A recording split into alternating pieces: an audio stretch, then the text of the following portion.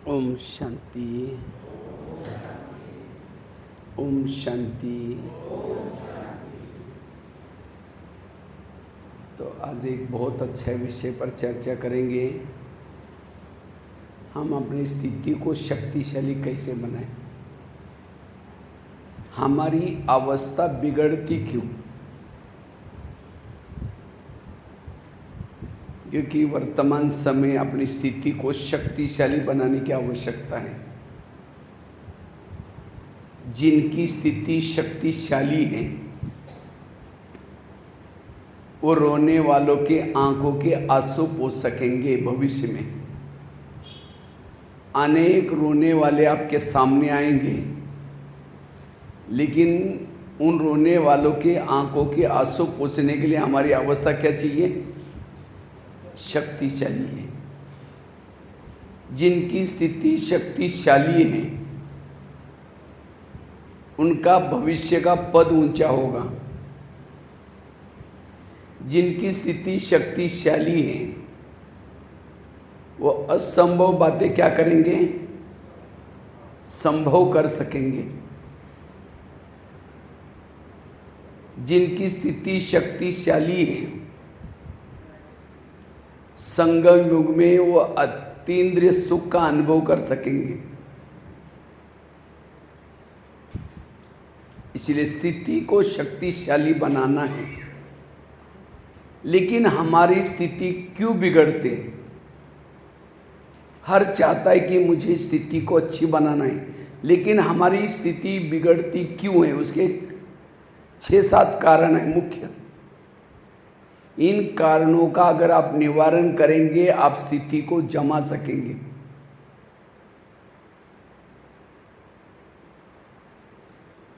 स्थिति को natural nature बनाना है। नेचुरल हमारी जैसे देवी देवता नेचुरल है, नेचुरल उनकी सोल कॉन्शियस स्थिति है। तो वो अभी हमारी जितनी स्थिति पावरफुल होगी उतनी हमारी नेचुरल नेचर बन जाएगी। तो स्थिति बिगड़ने का सबसे पहला कारण है देह भान। जब हम देह भान में आ जाते हैं हमारी स्थिति क्या होते हैं? बिगड़ जाती है। देह भान में आने के बाद विकारों की जागृति होती है, काम क्रोध की जागृति होती है। इसलिए रोज के मुरली में बाबा कितना कहते हैं, बच्चे आत्मा समझो, बच्चे आत्म अभिमानी बनो। जितना हम आत्मा के स्वरूप में रहते हैं हमारी स्थिति शक्तिशाली है। क्योंकि आत्मा के भान में रहने से कोई भी विकार रूपी भूत हमारे शरीर में नहीं रहेगा। विकारों के अंश के वंश खत्म हो जाएंगे। इसलिए स्थिति को शक्तिशाली बनाने के लिए ये आत्मा का पाठ हमारा पक्का चाहिए। और मुझे लगता है ये भट्टी जो रखी थी, पूरी भट्टी का थीम ही था अशरीरी बनना, विधेयी बनना। देह भान में आने से स्थिति बिगड़ जाती है। इसलिए मैं बार बार मेहनत करने, मैं आत्मा हूँ, मैं आत्मा हूँ, मैं आत्मा, इस आत्मा को देख रहे, मैं आत्मा हूँ। जितना आत्मिक स्थिति में है उतना बाबा हमें सामने दिखता है। बाबा के साथीपन का अनुभव होता है। हम बाबा से, परिवार से दूर नहीं रहते हैं। हमारे पुराने संस्कार अंदर दब जाते हैं।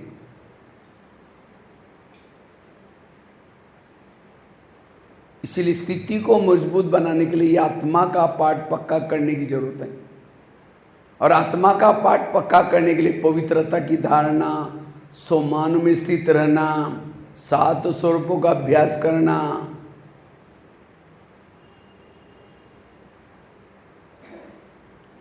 रोज हमें अमृत वाला का योग अच्छा करना, क्लास को पहले आकर के आधा घंटा का योग करना, रोज की मुरली यहाँ करके सुनना, ये सारी बातें करेंगे तो हमारी नेचुरल आत्मिक स्थिति बनेगी।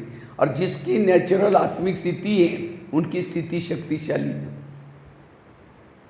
कोई भी विकार संस्कार उसके ऊपर अटैक नहीं कर सकता। आत्मिक स्थिति जिसकी रहती है उसके इर्द गिर्द में गुण और शक्तियाँ रहती हैं। वो स्वयं को मास्टर सर्वशक्तिवान अनुभव करता है। इसलिए स्थिति बिगड़ने का कारण है देह का भान। जब देह भान में आते स्थिति बिगड़ जाती है। दूसरी बात है स्थिति क्यों बिगड़ती है? पर चिंतन पर दर्शन करने से, किसी के दोष देखने से स्थिति बिगड़ जाती है। इसीलिए मुझे ये पक्की धारणा करनी है, मुझे किसी का परचिंतन पर दर्शन नहीं करना है। क्यों? परचिंतन और स्थिति का क्या कनेक्शन है? अब जैसे किसी के घर में जाऊं, उनके बच्चे भी बैठे, बाप भी बैठा है, और बच्चों को कहेंगे बच्चा ठीक नहीं है, तो नालायक है, ऐसा करता है, वैसा करता है। बाप सामने बैठा है और बाप के सामने बच्चे की बुराई करेंगे, और फिर बाप को कहेंगे आप बहुत अच्छे हैं, आप कितने अच्छे हैं। बाप कहेंगे तुम पहले यहाँ से भाग जाओ, तुमने मेरे बच्चों की गिलानी की तो मेरे को अच्छा बोलता है। हर मम्मी पापा को अपने बच्चे प्यारे होते हैं, बच्चा लूला हो, लंगड़ा हो, कैसा भी हो। इसी तरह सारे संसार के जितने भी लोग हैं किसके बच्चे हैं? बाबा के बच्चे हैं। चाहे अज्ञानी हो चाहे ज्ञानी हो, बाबा के बच्चे हैं। हम सारा दिन उसकी बुराई करते हैं, मेरी भाभी ऐसी है, मेरा भैया ऐसा है, मेरा पति ऐसा है, मेरी सास ऐसी है, ये वो बहन जी ऐसे, वो भाई जी ऐसे है। बुराई करेंगे, पर चिंतन करेंगे, और शाम को आकर के योग में बैठेंगे। मीठे बाबा, प्यारे बाबा, शांति के सागर, दया के सागर। बाबा कहकर तुम पहले यहाँ से भाग जाओ, तुमने मेरे बच्चों को गिलानी की तो मेरे को अच्छा बोलता है। भगवान से प्यार करने से पूर्व भगवानी रची हुई दुनिया का हर इंसान मुझे प्रिय चाहिए, हर एक का पार्ट मुझे प्रिय चाहिए, क्योंकि कोई किसी का दोष नहीं है। आज कई माताएं कहती मेरा पति मानता ही नहीं। जैसे नाटक होता है ना, नाटक में स्क्रिप्ट मिलता है हर एक को, नाटक में स्क्रिप्ट होता है, तुम्हारी ये डायलॉग है, तुम्हारी ये डायलॉग है। अब कोई किसी को शराबी की स्क्रिप्ट है, और जब शराब पी रहा है दूसरा कह नहीं नहीं ये मैं, वो कह क्या मैं क्या करूँ भाई, नहीं डायरेक्टर मेरे को क्या बोलेगा। इसी तरह ये दुनिया भी एक बहुत बड़ा नाटक है, और हर एक को स्क्रिप्ट मिला हुआ है। आपका पति की स्क्रिप्ट अलग है, बच्चे की स्क्रिप्ट अलग है, आपकी स्क्रिप्ट अलग है, सास की स्क्रिप्ट अलग है। जैसा जिनको स्क्रिप्ट मिले सब पार्ट बजा रहे हैं। तो इसीलिए कोई किसी का दोष नहीं। अगर वो स्क्रिप्ट ही नहीं मानेगा, आपकी मानेगा, तो ड्रामा बदल जाएगा। इसीलिए जो कुछ हो रहा है कोई किसी का परचिंतन नहीं करना। परचिंतन करने वालों की स्थिति बिगड़ती है। परचिंतन करने वाला वायुमंडल खराब करता है।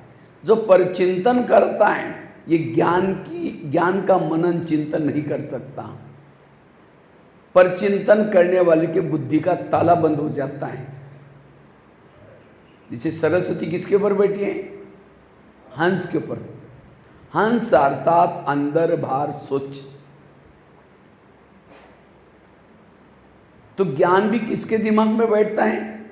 जो हंस है, जो दूसरे की बुराई देखता है, अवगुण देखता है, दोष देखता है, वो कौवा है। तो कौवे के ऊपर सरस्वती थोड़ी बैठेगी। तो कई कहते हैं मुझे वरदान याद ही नहीं रहता, स्लोगन याद ही नहीं रहता, मीठे बच्चे वो याद ही नहीं रहता। क्यों? बुद्धि को ताला लगा हुआ। क्यों ताला लगा हुआ है? क्योंकि परचिंतन करने की, दोष देखने की आदत है। और खुशी क्यों नहीं रहती? क्योंकि परचिंतन है। इसीलिए अगर मुझे स्थिति को पावरफुल बनाना है, मुझे किसी का भी परचिंतन, प्रदर्शन नहीं करना है। हर एक का पार्ट अपना अपना है, हर एक निर्दोष है, किसी का दोष नहीं है। कई कहते हम नहीं करते, लेकिन कोई आकर के सुनाता तो क्या करें? क्यों सुनाता? हम सिर हिलाता, अच्छा और क्या हुआ? वो उठ के भी जा रहे, बैठो ना, चाय पानी पी के जाना, बताओ ना और क्या।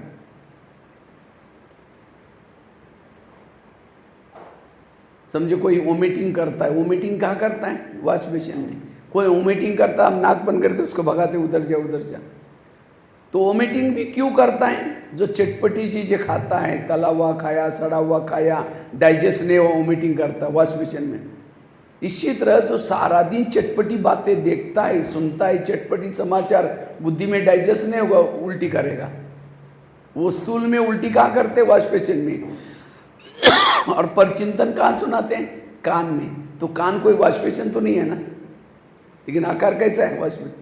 तो इसलिए परचिंतन जो करता है, सुनता है, उनकी स्थिति बिगड़ जाती, वो शक्तिशाली नहीं बन सकते, वो कमजोर बन जाते हैं, उसका योग भी नहीं लगेगा, ना बैठ करके योग, ना कर्मों में योग, स्थिति बिगड़ जाती है। इसलिए अगर मुझे स्थिति को बनाना है,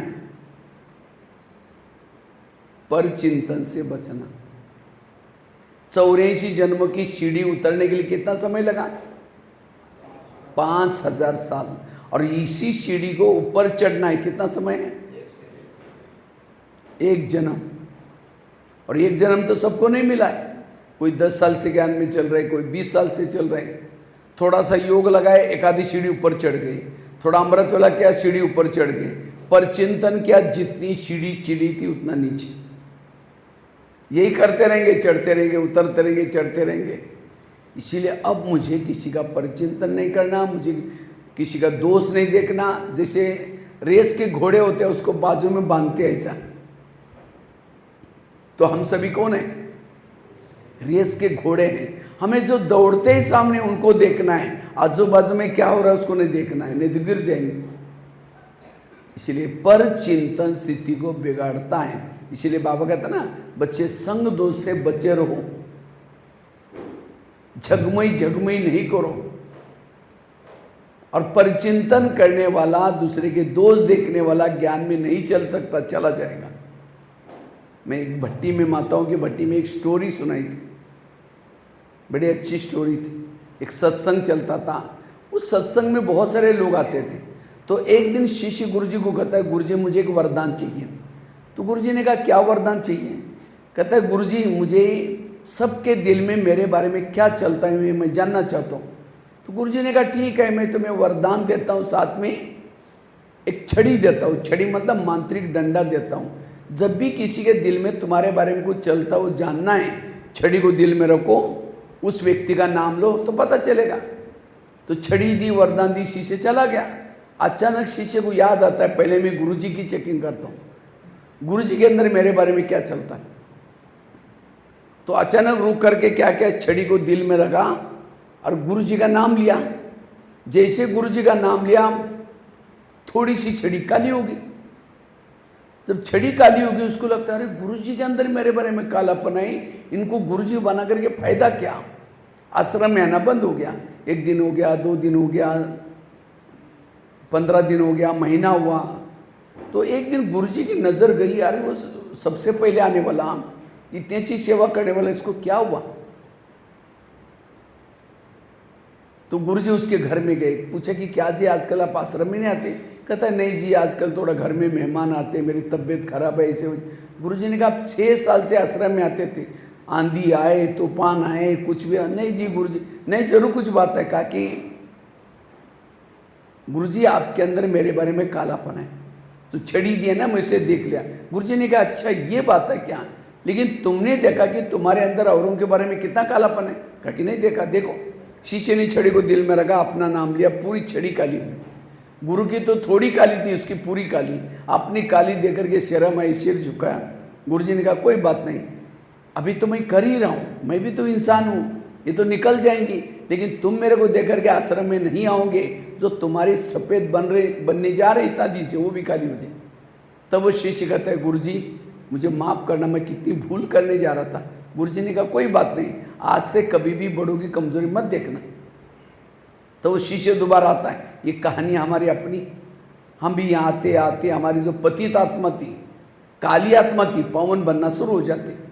लेकिन जैसे ही यहाँ आते हैं, इन बहनों के संपर्क में आएंगे, सेवा के संपर्क, फिर कहेंगे जो पैसे देते हैं ना उसको आगे करते हैं, फलानी बहन जी ऐसे, वो बहन जी ऐसे, वो सेंटर पर कुछ ना कुछ दोष देखेंगे, मधुवन के दोष, कहीं के दो भावना। याद रखना, जब हम परिचिंतन करते किसी का, किसी के दोष देखते हैं, सबसे पहले हमारी भावनाएं बिगड़ जाते हैं।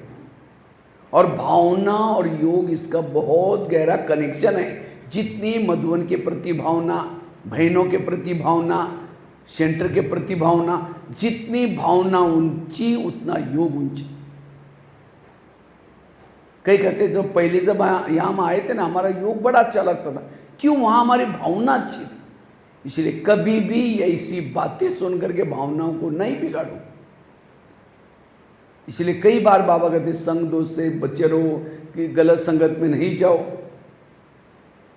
इसलिए पर चिंतन करने से स्थिति बिगड़ती है, इसे बचना।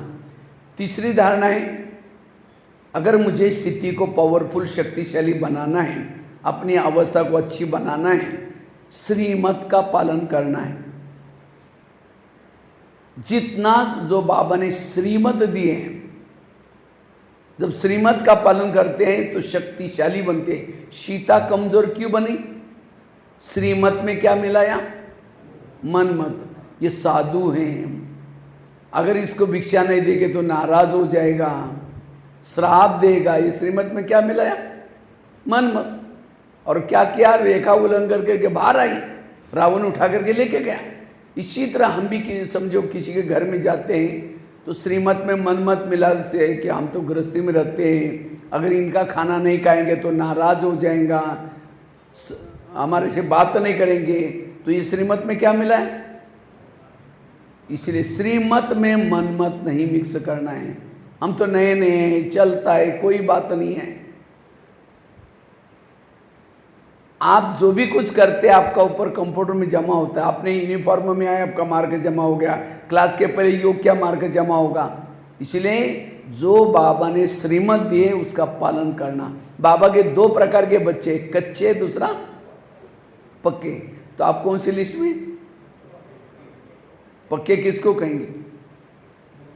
जो हर नियमों का पालन करते, उसके लिए कोई बहाना नहीं करते, वो है पक्के। पक्के जाते सतयुग में, कच्चे जाते त्रेता युग में। इसलिए ईश्वरीय नियमों का पालन करना। सतयुग में बाबा आकर के नहीं कहेंगे कि बैज पहनो, सफेद ड्रेस पहनो, अमृत वाला उठो। केवल इस संगम युग में हमें कुछ दिन ही बाकी है, कुछ दिन ही करना है। इसलिए ईश्वरीय नियमों का पालन करना। जो ईश्वरीय नियमों के अंदर रहता है वो पक्का है, वो शक्तिशाली है। कई बार हम लोग जब ट्रेनों में, बसों में कहीं जाते हैं ना, कई मेरा बैच होकर देख करके कहते हैं अच्छा आप ओम शांति वाले हैं। हमने कहा हाँ, हम भी ओम शांति को मानते हैं, हम भी बाबा को मानते हैं। हमने कहा आप मुरली सुनते हैं? मुरली क्या होता है? अमृतला उठते हैं, अमृतला क्या होता है? अब काय का मानते हैं फिर? हाँ, एक बार मधुबन में पार्टी आई थी बाबा से मिलने के लिए, तो उन्होंने जल्दी जल्दी तैयार होकर के ब्रह्मा बाबा के पास गए, कहा कि बाबा आपसे मिलना है।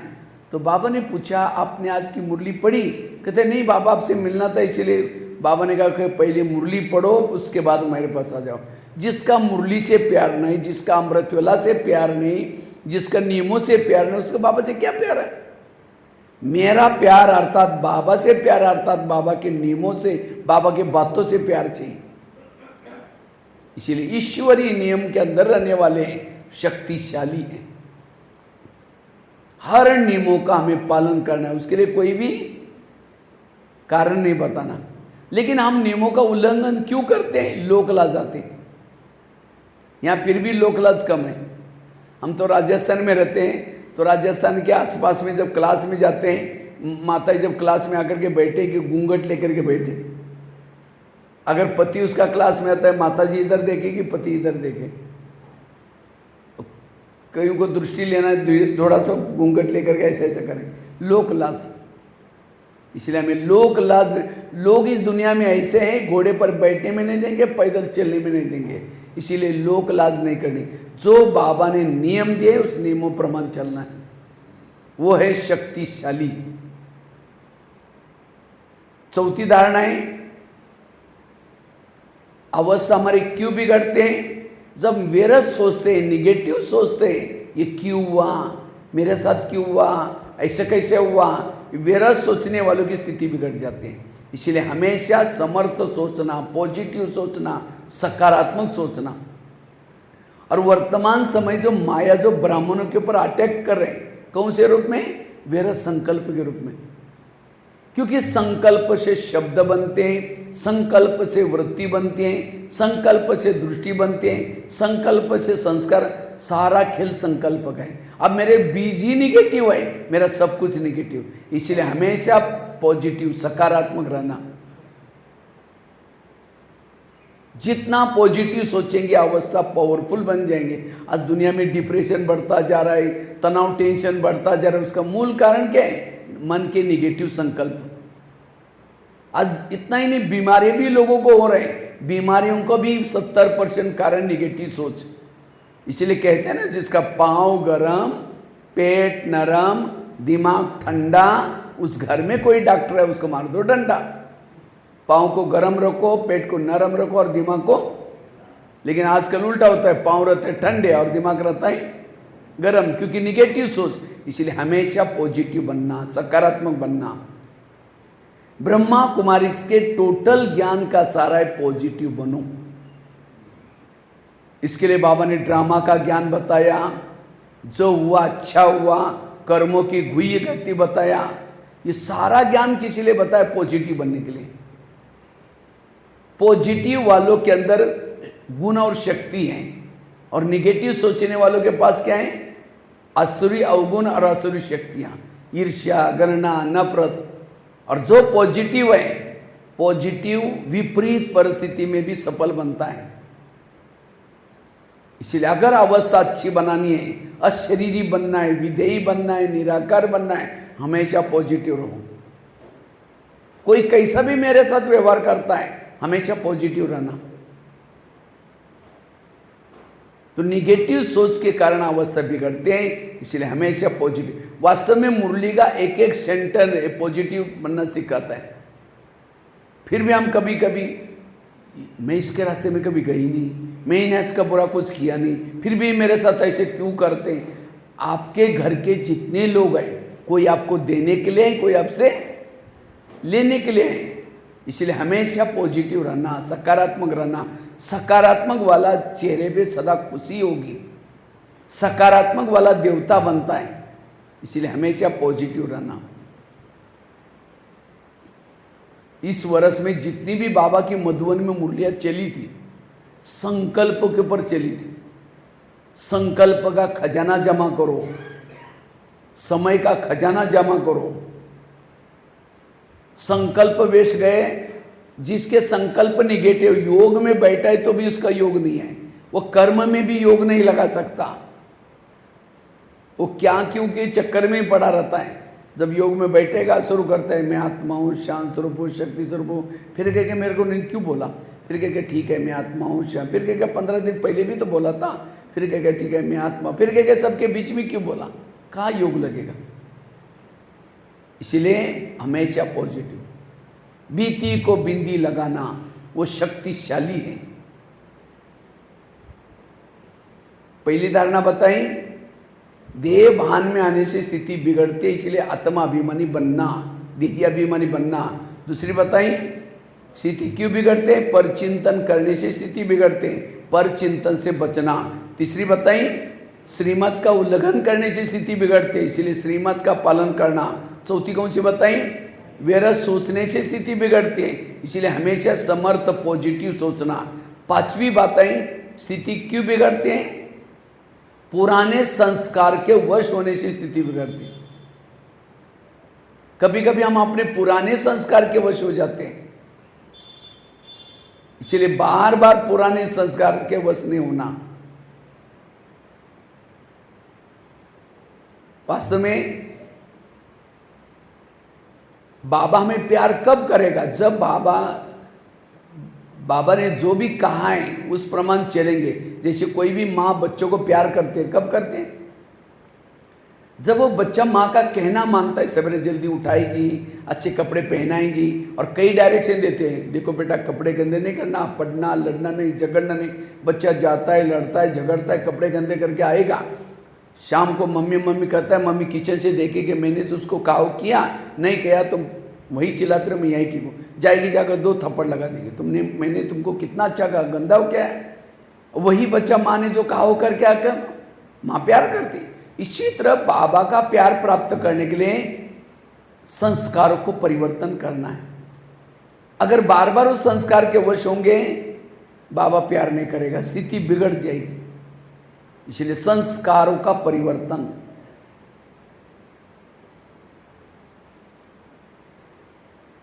जैसे घर में पति पत्नी का झगड़ा कब होता है?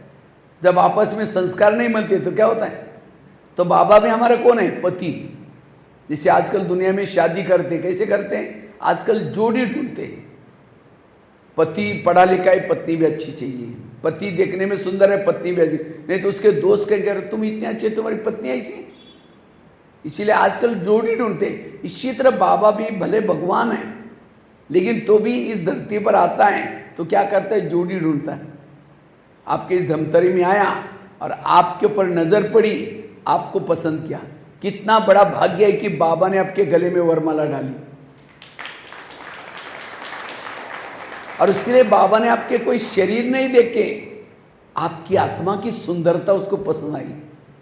वो जानता है कि आपने कितना उसको ढूंढा है, कितना व्रत किया है, कितना उपवास किया है, वो जानता है। लेकिन वो भी भोला नहीं कि कुछ कमियां आपके अंदर है, वो भी जानता है। वो भोला नहीं है, लेकिन उसको लगता है कि मैं अपने घर में लेके आऊँगा, उसको इतना प्यार करूँगा, इतना कुछ दूंगा तो अपने पुराने संस्कार बदल देगा। इसी भावना से उसने क्या क्या वरमाला डाली। जैसे दुनिया में शादी करते हैं, पहले तो पसंद करते हैं, पसंद होने के बाद दोनों 7 फेरे लेते हैं। आप लोगों ने लिया 7 फेरे? 7 दिन का कोर्स है, क्या है? 7 फेरे। उसके बाद मंगलसूत्र पहनाता है, बैच है मंगलसूत्र। अगर नहीं पहना तो शादी कच्ची पक्की है, अब मंगनी होगी अभी। इसीलिए मंगलसूत्र हमेशा पहन कर रखना। अब किसी के गले में वो मंगलसूत्र नहीं है तो दूसरा सोचेगा इसका कोई रखवाला है ही नहीं, माना उसका कोई पति है ही नहीं, उसकी दूसरे की बुद्धि जाएगी। अगर मंगलसूत्र होगा तो उसको लगेगा इसका कोई रखवाला है। इसी तरह अगर हमारा बैच होगा, हमेशा ये कहेंगे ओम शांति वाले हैं, हमारे पास नहीं आएंगे। अगर बैच नहीं होगा तो कहेंगे हमारे सत्संग में आ जाओ, हमारे पास भी आ जाओ। इसीलिए मंगलसूत्र पहन के रखना। अच्छा, मंगलसूत्र पहना, 7 फेरे लिया। जब पति फिर शादी होने के बाद घर में लेके जाता है और ऑफिस में जाने से पहले क्या बोलता है? ये करना, ये करना, ये नहीं करना, बर्तन मांजना, पड़ोसनी के पास जाकर बातें नहीं करना। शाम को आया तो पति पड़ोसनी के पास बैठी, सोचेगा चलो पहला दिन है, दूसरे दिन वही, तीसरे दिन दोनों आपस में। फिर एक दिन कहेगा तुम अपने घर में ठीक, हम अपने घर में ठीक, क्योंकि कहना नहीं माना। आजकल तो डाइवर्स नहीं करते, आजकल दूसरी शादी करते हैं। अगर पहली नहीं मानती तो दूसरी शादी करता है।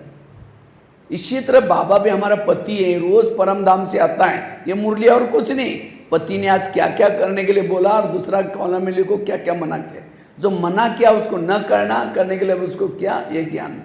लेकिन हम क्या करते, जो मना किया उसको कर लेते, तो कैसा प्यार करेगा।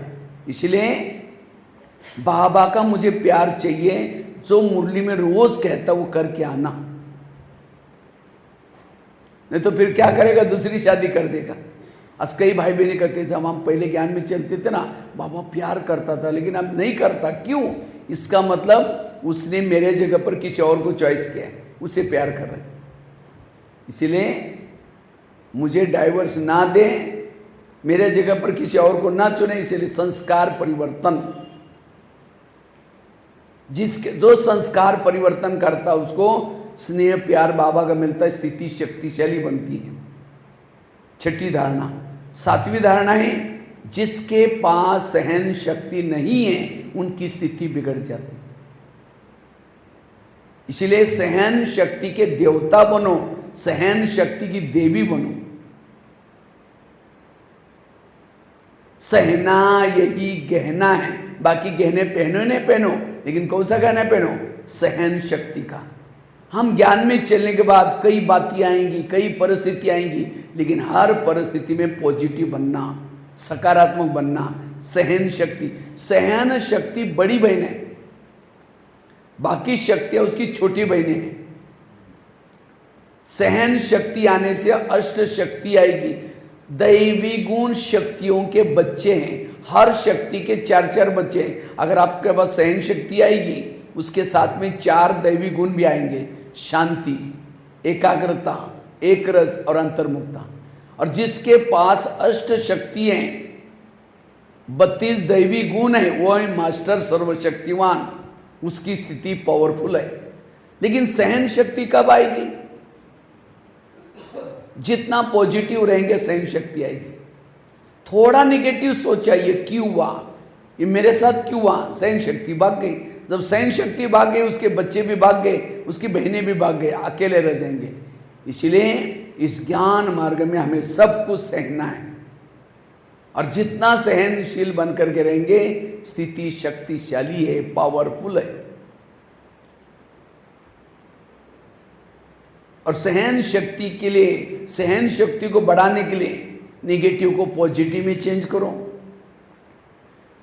बुराई को भी अच्छाई में बदलो। किसी ने गाली दी, क्या समझो गाली नहीं दी, मेरे ऊपर गुलाब का फूल डाल दिया। संगम युग में जो गाली देगा तो अपर युग में रोज मेरे मूर्ति के ऊपर गुलाब का फूल डालेगा, तो भगत चाहिए क्या नहीं चाहिए? निगेटिव को क्या बना दो, पॉजिटिव। सहन शक्ति को बढ़ाने के लिए कर्मों के गुई गति को ज्ञान चाहिए। सहन शक्ति को बढ़ाने के लिए जो हुआ अच्छा हुआ, जो हो रहा अच्छा, जो होगा वो भी, इस मंत्र को पक्का करो। सहन शक्ति को बढ़ाने के लिए सदा तो जितना सहन शक्ति आपके पास है, सहन शक्ति से हमारी आत्मा भ्रुकुटी आसन पर बैठती है। जिसमें सहन शक्ति नहीं है वो आसन पर नहीं बैठ सकता, स्थिति बिगड़ जाती है। क्या क्यों के चक्कर में जाएंगे। इसलिए सहनशील बनना।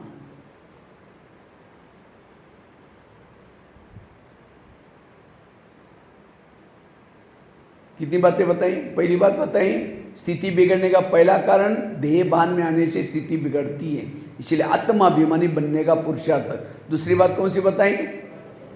परचिंतन करने से स्थिति बिगड़ती है, इसलिए परचिंतन से बचना। तीसरी बताई, श्रीमत का उल्लंघन करने से स्थिति बिगड़ती है, इसलिए जो बाबा ने श्रीमत दी है, श्रीमत तो सबको पता है, मुरली का एक एक सेंटेंस मेरे लिए श्रीमत है। चौथी बात बताई, व्यर्थ सोचने से, निगेटिव सोचने से स्थिति बिगड़ती है, इसलिए हमेशा पॉजिटिव रहना, मन को चुप रखना है, क्या क्यों में नहीं जाना। पांचवी बताई,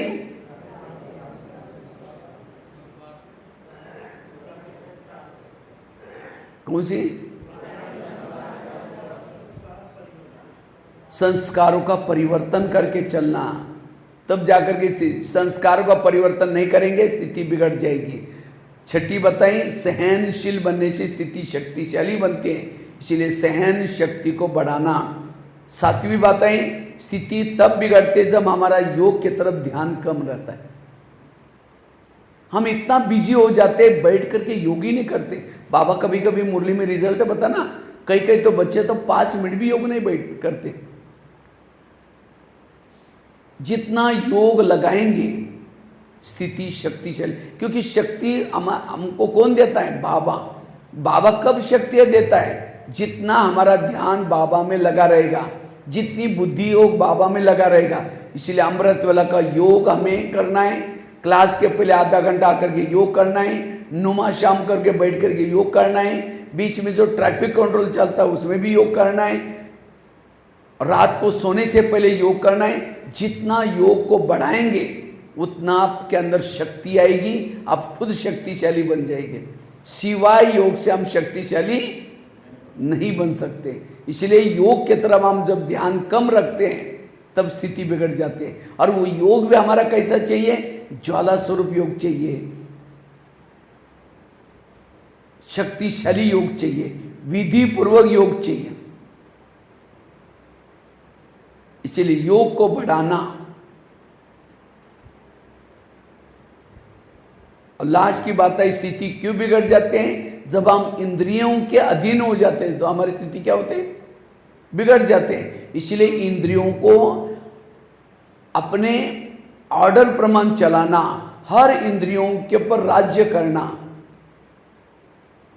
क्योंकि हमारी स्थिति बिगड़ने का कारण है, हमारी कभी कभी हमारी बुद्धि भटक जाती है, हमारा मन भटक जाता है, कानों से गलत सुन लेते हैं, मुख से गलत बोल देते हैं।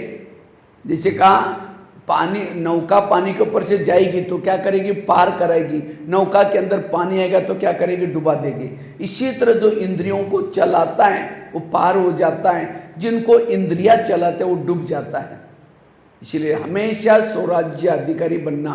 मुझे लगता है कल भाइयों के भट्टी में कल सवेरे क्लास किया था, एक स्वराज्य अधिकारी कैसे बनना, बहुत वंडरफुल क्लास था।